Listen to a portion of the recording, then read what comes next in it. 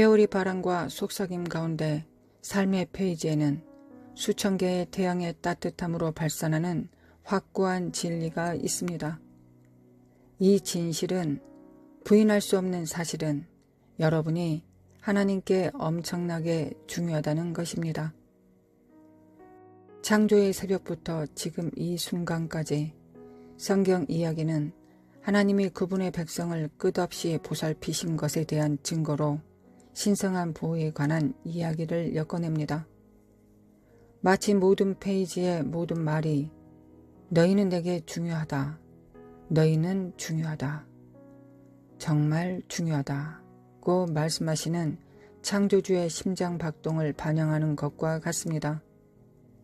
하나님의 보호는 한순간의 약속이 아니라 결코 지치지 않고 결코 흔들리지 않는 품에 안기는 영원한 임재입니다.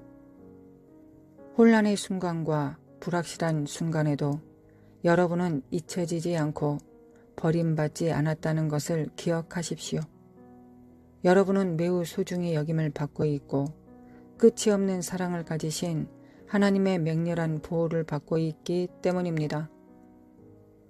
골짜기를 여행하고 가장 높은 산에 오를 때 이 심오한 진리가 여러분의 영혼에 닻을 내리게 하십시오. 하나님의 보호는 여러분의 유산입니다. 그분의 보살핌은 당신의 변함없는 동반자입니다. 그분의 빛이 도달할 수 없는 그림자도 없고 그분의 사랑이 여러분을 찾을 수 없는 깊이도 없습니다. 모든 시련 속에서, 모든 승리 가운데 우주의 창조주께서 여러분의 가치를 상기시켜 주시면서 여러분과 함께 서 계십니다. 사랑받는 여러분은 전능자의 면류관에 있는 귀한 보석입니다. 그분의 은혜와 권능에 대한 증거입니다. 영혼의 장엄한 서사에서 여러분의 이야기는 중요합니다. 여러분의 삶은 중요합니다. 여러분은 하나님께 중요하기 때문입니다. 여러분이 이 세상에서 주변 누구에게도 중요하지 않을 수 있지만 하나님께는 중요합니다. 더 넓은 의미에서 천사들은 하나님의 종으로 간주됩니다. 그들은 하늘과 땅에서 임무를 수행하기 위해 하나님께서 보내신 자들입니다. 성경에는 천사에 대한 수많은 이야기와 가르침이 포함되어 있습니다. 우리의 신앙에서 천사는 우리의 삶과 가족은 물론 우리 존재의 모든 영역에서 중요한 역할을 합니다. 여러분이 지금 제 말을 듣고 있을 때 최소한 한 천사가 여러분의 집에 있을 가능성이 매우 높습니다. 놀랍지 않습니까? 시편 91편 11절 12절을 보십시오. 그가 너를 위하여 그의 천사들을 명하사 내 모든 길에서 너를 지키게 하심이라. 그들이 그들의 손으로 너를 붙들어 발이 돌에 부딪히지 아니하게 하리로다. 대통령은 그를 보호하는 비밀 경호 부서가 있고 최고의 사람들이 그를 보살피지만 반면에 여러분에게는 당신을 지켜보며 당신의 등을 덮고 있는 비밀 천사가 있습니다. 놀랍지 않습니까? 여러분이 하나님께 중요하다는 것을 알면 어떻게 느껴지십니까?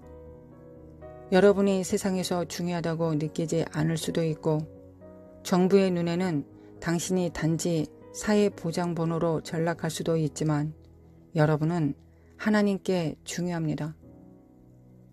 하나님은 여러분을 너무나 소중히 여기셔서 여러분이 이 땅에 있는 동안 그분과 함께 영원히 살 수 있도록 외아들을 보내셨습니다.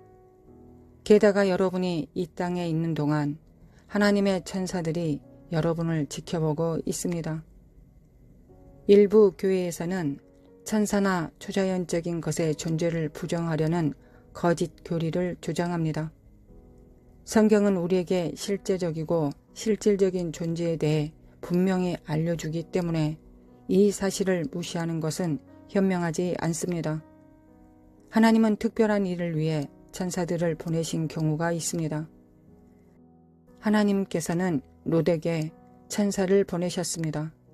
롯은 아브라함의 조카였으며 그들은 갈라져 살고 있었습니다.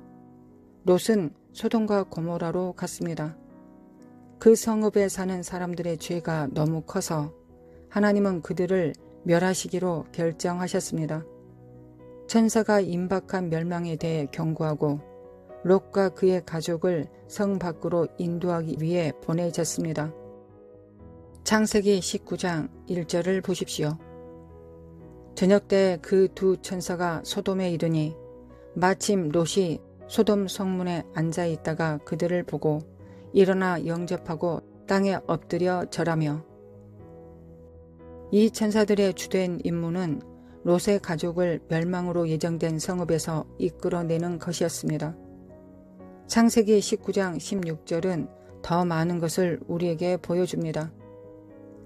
그러나 롯이 지체함에 그 사람들이 롯의 손과 그 아내의 손과 두 딸의 손을 잡아 인도하여 성 밖에 두니 여호와께서 그에게 자비를 더하심이었더라. 주님의 천사들은 롯의 가족이 성읍에서 탈출하여 그 멸망에서 구원받을 수 있도록 도왔습니다.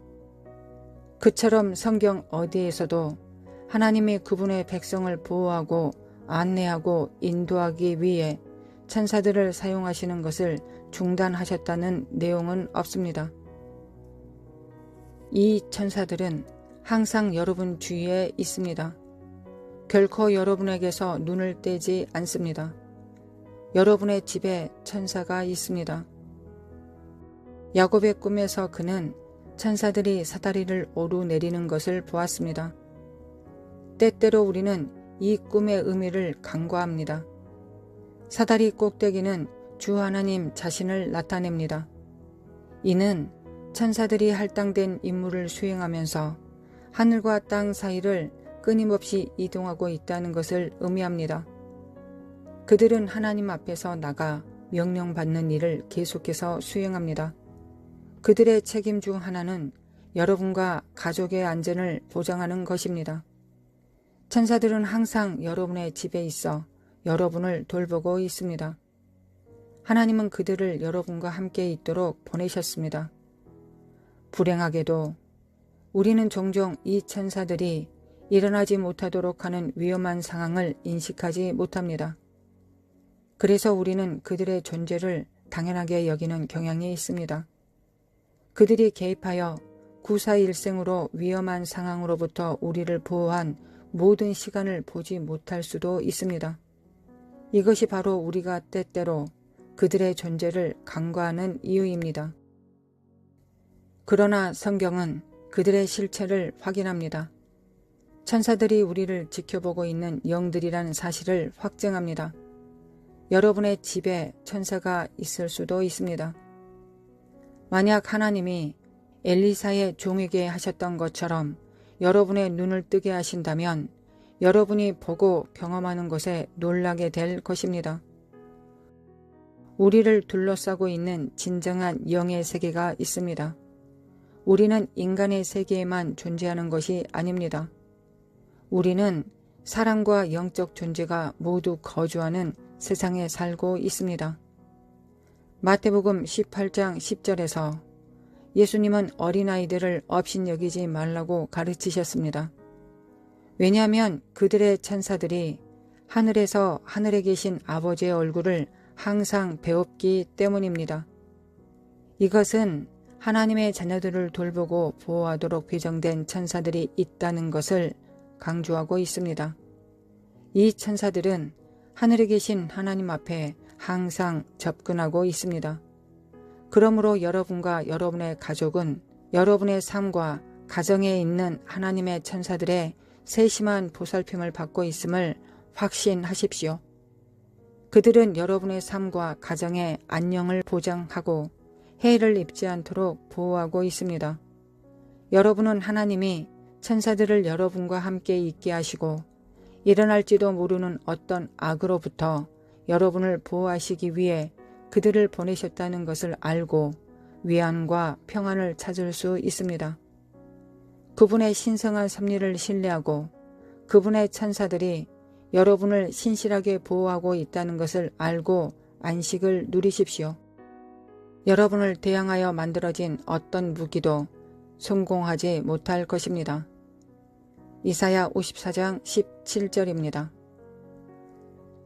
너를 치려고 제조된 모든 연장이 쓸모가 없을 것이라. 일어나 너를 대적하여 송수하는 모든 혀는 내게 정죄를 당하리니 이는 여호와의 종들의 기업이요 이는 그들이 내게서 얻은 공인이라. 여호와의 말씀이니라. 이 장에서 선지자 이사야가 바벨론 포로에서 막 돌아온 이스라엘 백성에 대해 말하고 있습니다. 그들은 부서지고 패배한 백성들이었으며 여러 해 동안 고통과 고난을 견뎌왔지만 이 장에서 하나님은 그들을 회복시켜 번영하고 번성하게 하겠다고 다시 한번 약속하셨습니다. 하나님께서는 그들의 성읍과 성벽을 재건하여 그들의 수를 늘리고 그들을 큰 나라로 만들겠다고 약속하십니다. 이 약속 가운데 하나님께서는 그들을 대항하여 만들어진 어떤 무기도 성공하지 않을 것이라고 보증하셨습니다. 이것은 육체적 보호에 대한 약속일 뿐만 아니라 영적 부르심에 대한 약속이기도 합니다. 하나님께서는 그들의 적에도 불구하고 그들이 계속 승리할 것이라고 확신을 주셨습니다. 오늘 우리와 함께 하셨기 때문입니다. 오늘날 이 약속을 살펴보면 이 약속이 이스라엘 자손뿐만 아니라 하나님의 자녀인 우리에게도 어떻게 적용되는지 알 수 있습니다. 이스라엘 백성이 육체적, 영적 적들을 직면하는 것처럼 우리도 일상생활에서 적들과 마주하게 됩니다. 이사야 54장 17절이 실제로 의미하는 바는 무엇입니까? 여호와께서 그의 자녀들이 번영하는 데 대항하여 만들어진 무기를 허락하지 않으실 것입니다. 다시 말해서 여러분을 대항하여 만들어진 무기의 목적이 결실을 맺지 못할 것이며 그 임무가 성공하지 못할 것입니다. 하나님의 말씀에서 무기가 형성될 것이라는 사실을 어떻게 언급했는지 주목하십시오. 다시 말해 여러분은 어떤 시험과 전투를 겪을 수 있지만 그 전투는 당신의 삶에서 악마의 계획을 파괴하거나 성취하지 못할 것입니다. 하나님은 결코 주무시지 않으시고 졸지도 않으십니다. 그분은 지켜보고 계십니다. 때때로 이것은 주님께서 그분의 자녀들을 위해 적의 손에서 무기를 빼앗으시는 것을 의미합니다.